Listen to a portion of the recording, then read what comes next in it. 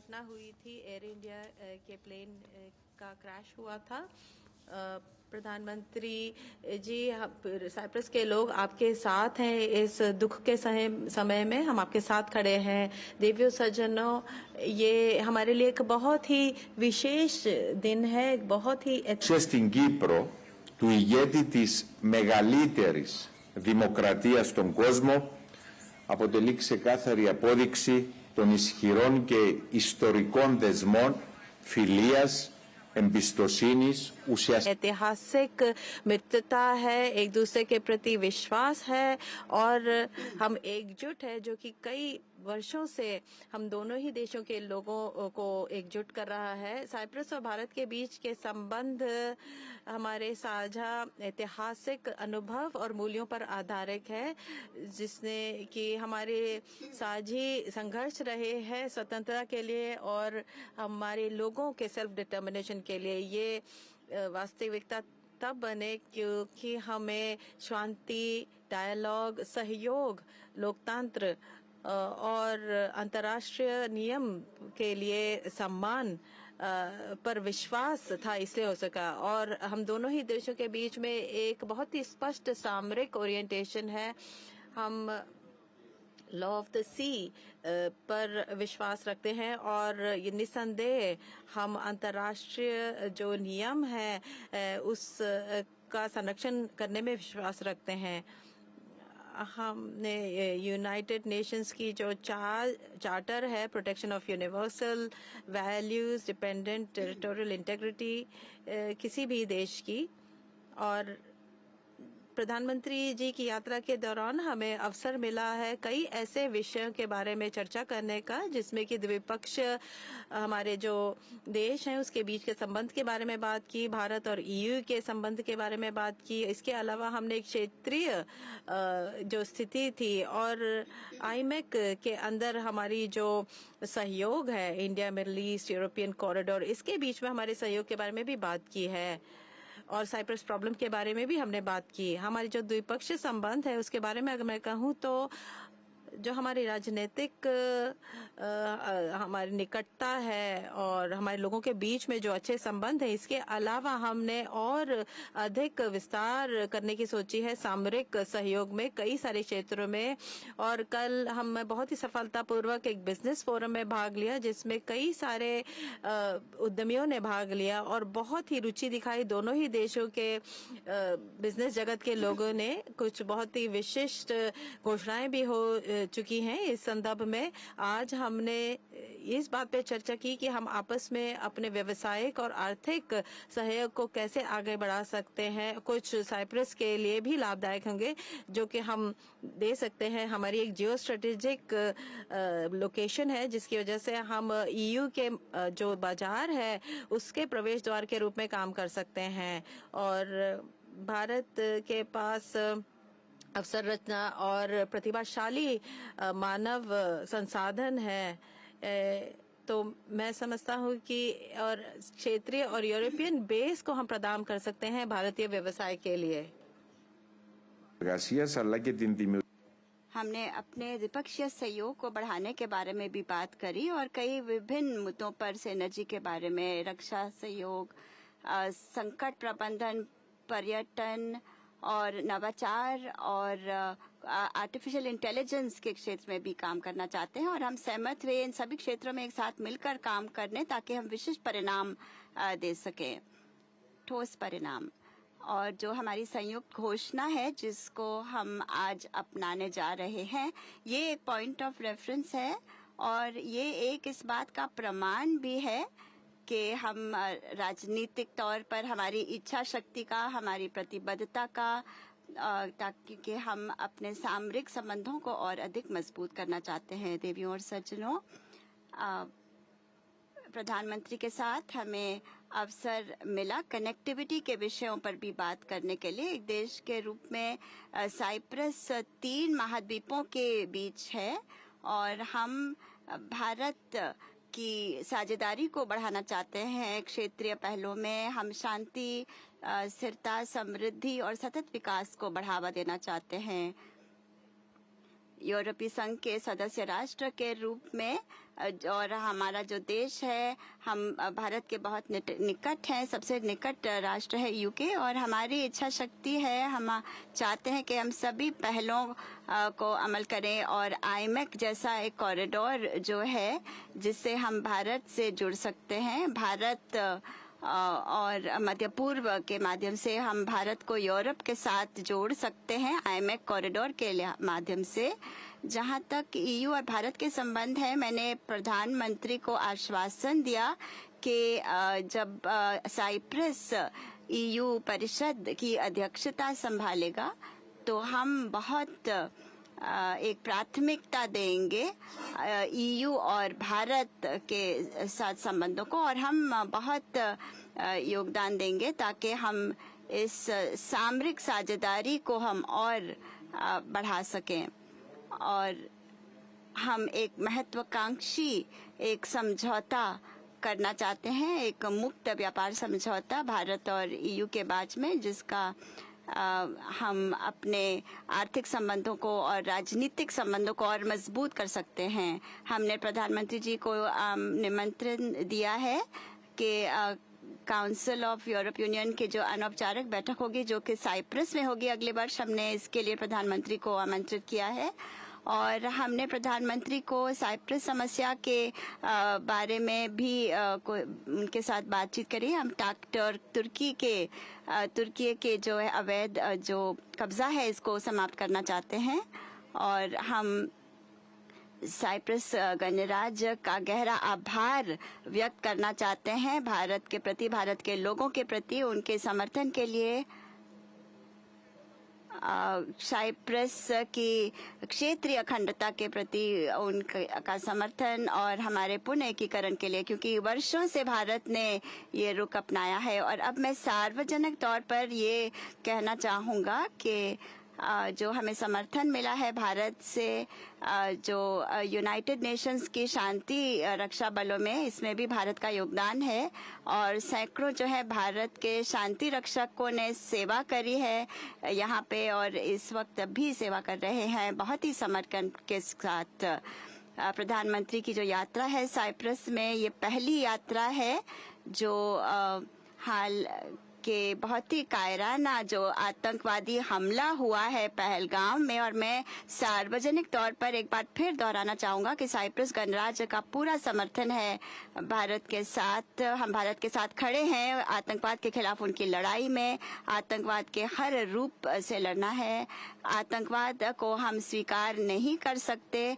और माननीय प्रधानमंत्री जी, हम आपके साथ खड़े हैं, हम आपके अधिकारों की रक्षा करते हैं ताकि हम सुरक्षा प्रदान कर सकें आपके नागरिकों को। प्रिय प्रधानमंत्री जी, आपकी जो यात्रा है साइप्रस में, ये यात्रा बहुत ही ऐतिहासिक है। भारत और साइप्रस के बीच जो सहयोग है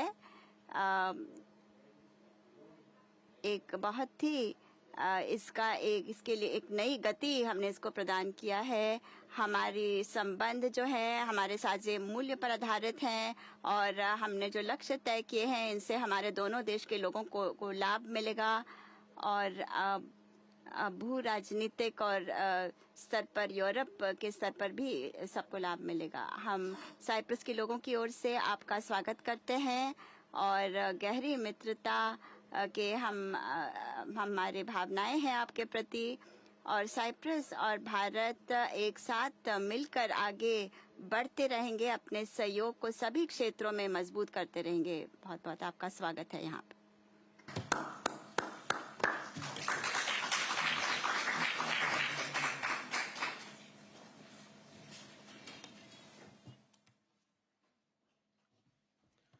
योर एक्सेलेंसी, राष्ट्रपति जी, दोनों देशों के डेलीगेट्स, मीडिया के सभी साथी, नमस्कार। कालिम मेरा। सबसे पहले मैं भव्य स्वागत और आतिथ्य सत्कार के लिए राष्ट्रपति जी का हृदय से धन्यवाद करता हूं। कल जब से मैंने साइप्रस की धरती पर कदम रखा है, राष्ट्रपति जी और यहाँ के लोगों ने जो अपनापन और स्नेह दिखाया वह सीधे दिल को छू गया। अभी कुछ देर पहले मुझे साइप्रस के इतने बड़े सम्मान से अलंकृत किया गया। ये सम्मान केवल मेरा नहीं, 140 करोड़ भारतीयों का सम्मान है। यह भारत और साइप्रस की अटूट मित्रता की मोहर है। इसके लिए मैं एक बार फिर हृदय से आभार व्यक्त करता हूं। फ्रेंड्स, साइप्रस के साथ हम अपने संबंधों को बहुत महत्व देते हैं। लोकतंत्र और रूल ऑफ लॉ जैसे मूल्यों में साझा विश्वास हमारी साझेदारी के मजबूत आधार है। भारत और साइप्रस की मित्रता न परिस्थितियों से बनी है और न ही सीमाओं से बंधी है। ये समय की कसौटी पर बार बार परखी गई है और समय के हर दौर में हमने सहयोग, सम्मान और समर्थन, इस भावनाओं को जीवंत रखा है। हम एक दूसरे की संप्रभुता और क्षेत्रीय अखंडता का सम्मान करते हैं। फ्रेंड्स, 2 दशक से भी लंबे अंतराल के बाद किसी भारतीय प्रधानमंत्री की साइप्रस यात्रा हो रही है और ये आपसी संबंधों में एक नया अध्याय लिखने का एक स्वर्णिम अवसर है। आज राष्ट्रपति जी और मैंने द्विपक्षीय संबंधों के सभी पहलुओं पर व्यापक चर्चा की। साइप्रस के विजन 2035 और विकसित भारत 2047 के विजन के कई पहलुओं में समानता है। इसलिए हम साथ मिलकर भविष्य को आकार देंगे। अपनी साझेदारी को स्ट्रैटेजिक दिशा देने के लिए हम अगले 5 वर्षों के लिए एक ठोस रोडमैप बनाएंगे। रक्षा और सहयोग को और मजबूती देने के लिए द्विपक्षीय डिफेंस कोऑपरेशन प्रोग्राम के तहत रक्षा उद्योग पर बल दिया जाएगा।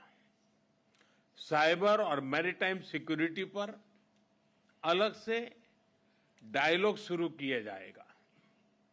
क्रॉस बॉर्डर टेररिज्म के विरुद्ध भारत की लड़ाई में साइप्रस के सतत समर्थन के लिए हम बहुत बहुत आभारी हैं। आतंकवाद, ड्रग्स और आर्म्स की तस्करी की रोकथाम के लिए हमारी एजेंसीज के बीच रियल टाइम इंफॉर्मेशन एक्सचेंज का मैकेनिज्म तैयार किया जाएगा। हम दोनों सहमत हैं कि हमारे आपसी व्यापार और निवेश में बहुत पोटेंशियल है। कल राष्ट्रपति जी के साथ मैंने दोनों देशों के आर्थिक संबंधों को लेकर बिजनेस जगत में एक उत्साह और सिनर्जी को महसूस किया। हम एक पारस्परिक लाभकारी भारत और ईयू फ्री ट्रेड एग्रीमेंट को साल के अंत तक संपन्न करने के लिए काम कर रहे हैं। इस साल भारत, साइप्रस और ग्रीस बिजनेस और इन्वेस्टमेंट काउंसिल भी लॉन्च किया गया है। इन इनिशिएटिव से दोनों देशों के बीच आपसी व्यापार और निवेश को भी बल मिलेगा। Technology, innovation, health, agriculture, renewable energy, climate justice जैसे क्षेत्रों में आपसी सहयोग पर भी विस्तार से बात हुई है। साइप्रस में योग और आयुर्वेद के प्रसार को देखकर हम उत्साहित हैं। भारतीय टूरिस्ट के लिए भी साइप्रस एक पसंदीदा डेस्टिनेशन है। उनके लिए डायरेक्ट एयर कनेक्टिविटी बनाने पर जोर दिया जाएगा। हमने निश्चय किया कि मोबिलिटी एग्रीमेंट को जल्द पूरा करने के लिए काम किया जाएगा। फ्रेंड्स, यूरोपियन यूनियन में साइप्रस हमारा विश्वसनीय पार्टनर है। अगले वर्ष साइप्रस की यूरोपियन यूनियन अध्यक्षता के लिए हम शुभकामनाएं देते हैं। हमें विश्वास है कि आपकी अध्यक्षता में भारत और ईयू संबंधों में नए आयाम जुड़ेंगे। वीएन को समकालीन बनाने के लिए जरूरी रिफॉर्म्स को लेकर हमारे विचारों में समानता है। साइप्रस द्वारा सिक्योरिटी काउंसिल में भारत की स्थायी सदस्यता का समर्थन करने के लिए हम आपके आभारी हैं। पश्चिम एशिया और यूरोप में चल रहे कॉन्फ्लिक्ट को लेकर हम दोनों ने चिंता व्यक्त की है। इनका नकारात्मक प्रभाव केवल उस क्षेत्र तक सीमित नहीं है। हम दोनों मानते हैं कि यह युद्ध का युग नहीं है। संवाद से समाधान और स्थिरता की बहाली ये मानवता की पुकार है। मेडिटरेनियन क्षेत्र के साथ कनेक्टिविटी बढ़ाने पर भी हमने बात की। हम सहमत हैं कि India middle east Europe economic corridor से क्षेत्र में शांति और समृद्धि का मार्ग प्रशस्त होगा। राष्ट्रपति जी, मैं आपको भारत यात्रा के लिए सादर निमंत्रित करता हूं। आशा करता हूं जल्द ही भारत में आपका स्वागत करने का अवसर मिलेगा। एक बार फिर इस विशिष्ट आतिथ्य और सम्मान के लिए बहुत बहुत धन्यवाद।